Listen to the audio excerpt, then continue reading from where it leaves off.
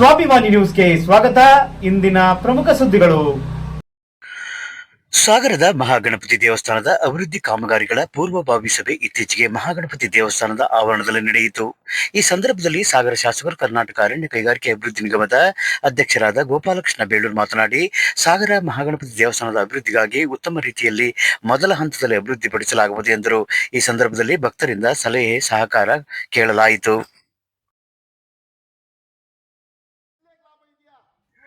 ಸಾಗರದಲ್ಲಿ ರೈತ ಸಂಘ ಹಮ್ಮಿಕೊಂಡಿರುವ ಶರಾವತಿ ಪಂಪ್ ಸ್ಟೋರೇಜ್ ವಿರೋಧಿ ಹೋರಾಟ ಮುಂದುವರೆದಿದ್ದು, ಸಾಗರ ತಾಲೂಕು ಬಂಗಾರಮಕ್ಕಿ ದೇವಾಲಯದ ಧರ್ಮದರ್ಶಿ ಮಾರುತಿ ಗುರೂಜಿ ಬೆಂಬಲ ವ್ಯಕ್ತಪಡಿಸಿ ಯೋಜನೆಯನ್ನು ತೀವ್ರವಾಗಿ ವಿರೋಧಿಸಿದರು.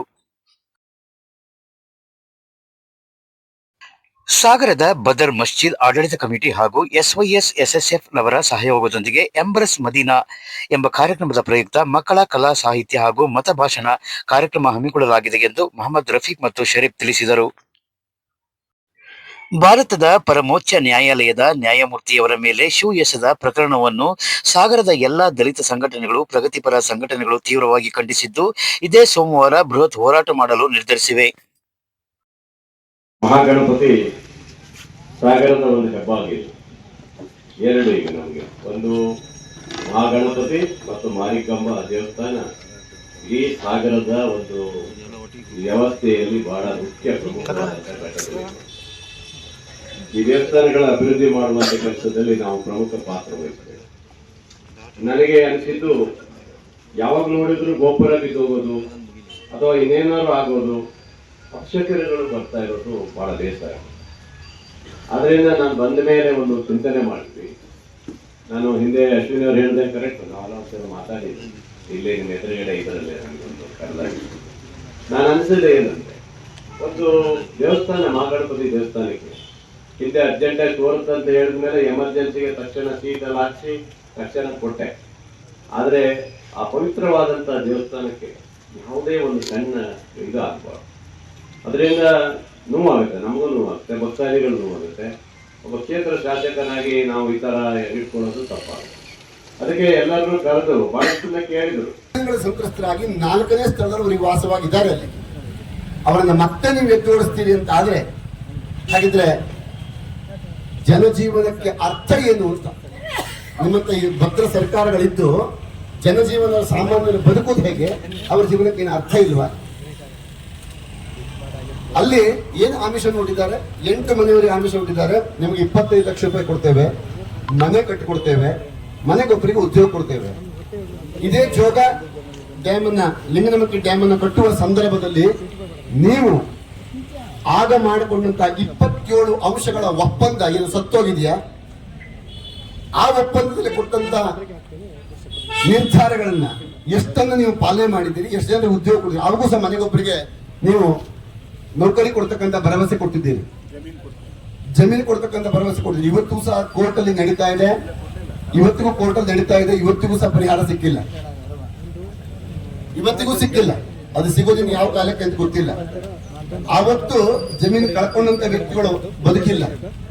ಅವರ ಮಕ್ಕಳ ಬಹುಶಃ ಒಂದು ಸ್ವಲ್ಪ ದಿವಸ ಕೆಲವು ಇವರ ಸಹಯೋಗದೊಂದಿಗೆ ಎಂಬ್ರೇಸ್ ಮದೀನಾ ಎಂಬ ಶೀರ್ಷಿಕೆಯೊಂದಿಗೆ ಬೃಹತ್ 4 ದಿನಗಳ ಮೀಲಾದ್ ಕಾರ್ಯಕ್ರಮ ನಾವು ಹಮ್ಮಿಕೊಂಡಿದ್ದೇವೆ.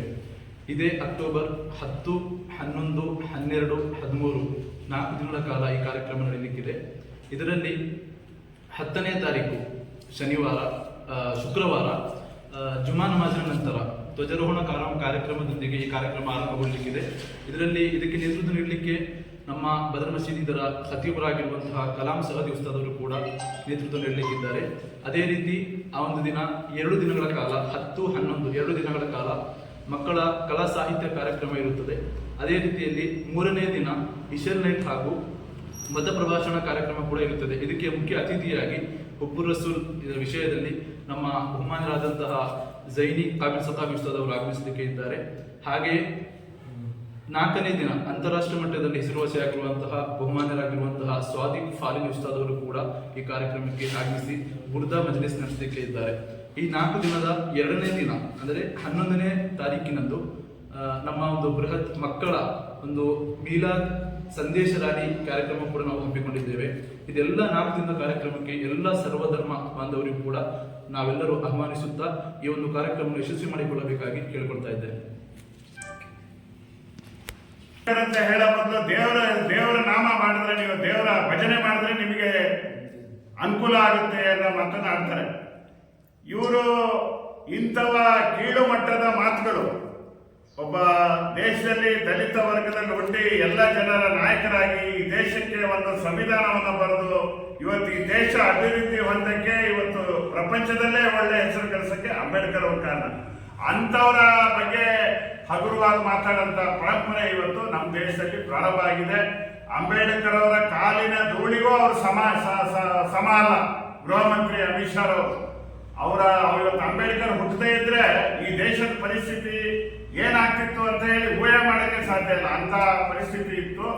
ಇವತ್ತು ಉಡುಪಿಲಿ ಕೆಲವರು ಬಿಜೆಪಿ ಬೆಂಬಲಿಸ ಮಠಾಧೀಶರು ಕೆಲವರು ಹೇಳಿದ್ರು, ಏನ್ ಅಂಬೇಡ್ಕರ್ ಒಬ್ಬರೇ ಬರ್ತಿದ್ದಾರೆ ಸಂವಿಧಾನ, ಎಲ್ಲರೂ ಬರ್ತಿದ್ದಾರೆ ಅನ್ನೋ ಮಾತನ್ನ ಒಂದ್ಸರಿ ಆಡಿದ್ದು ಪತ್ರಿಕೆಗಳಲ್ಲಿ ಬಂತು.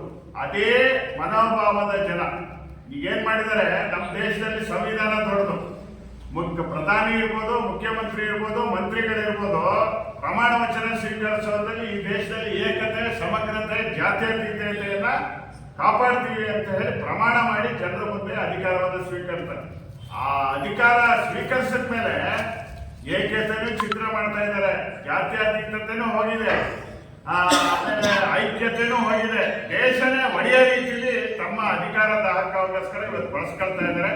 ಆ ಹಿನ್ನೆಲೆಯ ಮನೋಭಾವ ಇವತ್ತು ಜನಸಾಮಾನ್ಯರೆಲ್ಲ ಸಹ ಪರಸ್ಪರ ದ್ವೇಷ ಮಾಡೋ ಮಟ್ಟಕ್ಕೆ ಇವತ್ತು ಇಲ್ಲಿಂದ ಹಿಡಿದು ಡೆಲ್ಲಿವರೆಗೂ ತಂದಿದ್ದಾರೆ.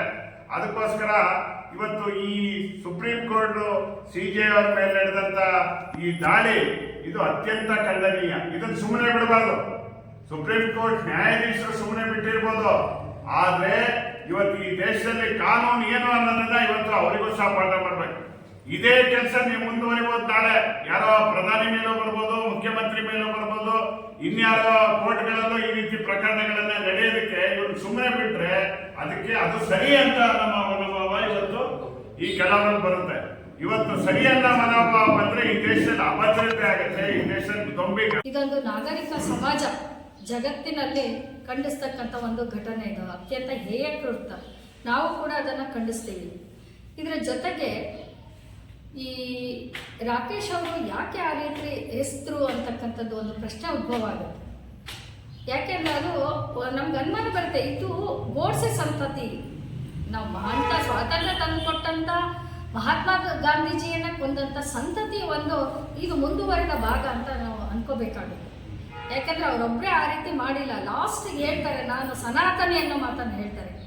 ಸನಾತನೆ ಅಂದರೆ ಏನು? ಸಮಾಜದನ್ನ ಒಪ್ಕೊಳ್ತಾ ಇರ್ತಕ್ಕಂಥ ಮನಸ್ಥಿತಿ, ಮನುಸ್ಮೃತಿಯ ಕಾನೂನನ್ನು ಒಪ್ಕೊಳ್ತಕ್ಕಂಥದ್ದು ಅನ್ನೋದು ಗೊತ್ತಾಗುತ್ತೆ. ಇದು ಪ್ರಜಾಪ್ರಭುತ್ವಕ್ಕೆ ಒಂದು ಮಾರಕ, ಸಂವಿಧಾನಕ್ಕೆ ಮಾರಕ ಅಂತಕ್ಕಂಥದ್ದನ್ನು ಅವನ ಮನಸ್ಥಿತಿ ತೋರಿಸ್ತದೆ. ಇದ್ರ ಜೊತೆಗೆ ಒಬ್ಬ ದಲಿತರ ಮೇಲೆ ಆಗಿರ್ತಕ್ಕಂಥ ಅನ್ಯಾಯ ಅಲ್ಲ, ಒಬ್ಬ ವ್ಯಕ್ತಿಯ ಮೇಲೆ ಆಗಿರ್ತಕ್ಕಂಥ ಅನ್ಯಾಯ ಅಲ್ಲ. ಇದು ನಿಜವಾಗಿಯೂ ಕೂಡ ಈ ದೇಶದ ಸಂವಿಧಾನದ ಮೇಲೆ ಆಗಿರ್ತಕ್ಕಂಥ ಒಂದು ಘನಘೋರ ಸಂವಿಧಾನದ ಕಗ್ಗೊಲೆ ಅಂತಲೇ ಹೇಳಬೇಕಾಗ್ತದೆ. ಸಿ.ಜಿ. ಅವರು ಯಾವ ಜಾತಿನೇ ಇರಲಿ, ವಕೀಲರು ಯಾವ ಜಾತಿನೇ ಇರಲಿ, ಆದರೆ ಆ ಪೀಠಕ್ಕೆ ನಾವು ಮರ್ಯಾದೆಯನ್ನು ಕೊಡಬೇಕಾಗ್ತದೆ. ಆ ಪೀಠದಲ್ಲಿ ಯಾರೇ ಕೂತರೂ ಕೂಡ, ಯಾರಿಗೆ ಅವಮಾನ ಆಗಿದ್ರು ಕೂಡ ನಾವು ಇದೇ ಮಾತುಗಳನ್ನು ಹೇಳ್ತಿದ್ದೀವಿ. ಯಾಕೆಂತ ಹೇಳಿದ್ರೆ ನಾವು ಸಂವಿಧಾನವನ್ನು ಅಷ್ಟು ಗೌರವವನ್ನು ಸೂಚಿಸ್ತೀವಿ ಸಂವಿಧಾನಕ್ಕೆ. ಆದರೆ ಇಲ್ಲಿವರೆಗೂ ಆ ವಕೀಲರ ಮೇಲೆ ಯಾವುದೇ ರೀತಿಯ ಕ್ರಮವನ್ನು ಕೈಗೊಂಡಿಲ್ಲ, ಯಾವುದೇ ಕೇಸನ್ನು ದಾಖಲು ಮಾಡಿಲ್ಲ. ನಿಜವಾಗಲೂ ಕೇಂದ್ರ ಸರ್ಕಾರ, ಪ್ರಧಾನಮಂತ್ರಿಗಳು, ಗೃಹ ಮಂತ್ರಿಗಳು ಈ ಸಂವಿಧಾನವನ್ನು ಉಳಿಸಬೇಕು, ಈ ಸಂವಿಧಾನಕ್ಕೆ ಗೌರವವನ್ನು ಕೊಡಬೇಕು ಅನ್ನೋದು ಅವ್ರ ಮನಸ್ಥಿತಿಯಲ್ಲಿ ಇದ್ದರೆ ಈ ಒಂದು ಪ್ರಕರಣವನ್ನು ವಿಶೇಷ ಪ್ರಕರಣವಾಗಿ ಪರಿಗಣಿಸಿ ಆ ವಕೀಲರನ್ನು ಕೂಡಲೇ ವಶಕ್ಕೆ ಪಡೆದು ಅವ್ರನ್ನ